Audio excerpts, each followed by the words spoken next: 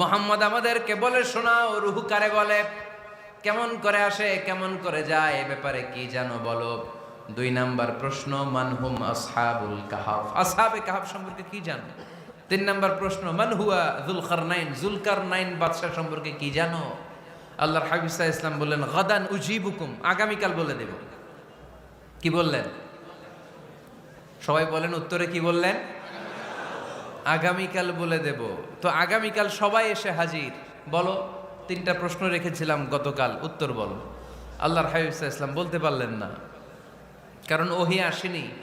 তিনি ছিলেন ওহী নির্ভর, ডিপেন্ডেন্ট অন ওয়াহি, dependent on revelation, guided by the ওয়াহি।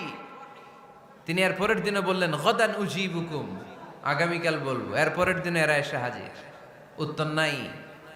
আল্লাহর হাবিব সাল্লাল্লাহু আলাইহি ওয়াসাল্লাম আবারও বললেন, গাদান উজিবুকুম, আগামীকাল বলবো। এর পরের দিনে এরা এসে হাজির। এরকম 1 দিন 2 দিন 3 দিন নয়, টানা 15 দিন আল্লাহর হাবিব সাল্লাল্লাহু আলাইহি ওয়াসাল্লামের প্রশ্নগুলোর উত্তর করতে পারেন নাই।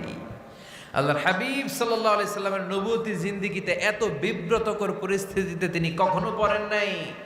ইহুদিরা প্রতিদিন এসে হট্টগোল করে আর মক্কায় রটনা ছড়ায়, দেখো এই লোকটা যদি সত্যি নবী হতো তাহলে তো উত্তর করতে পারতো, ঠিক কি না? যেহেতু উত্তর করতে পারে না, আসলে সে আসল নবী নয়, সে ভণ্ড নবী, মিথ্যা নবী। পড়েন না আউযুবিল্লাহ।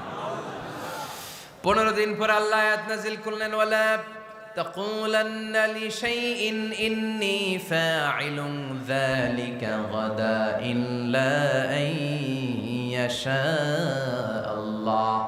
ও নবী, ভবিষ্যতের ব্যাপারে সামনে থেকে যখন আপনি ওয়াদা দিবেন, ওয়াদা দেওয়ার সময় ইনশাআল্লাহ শব্দটা মিলিয়ে দিবেন। সুবহানাল্লাহ পড়েন।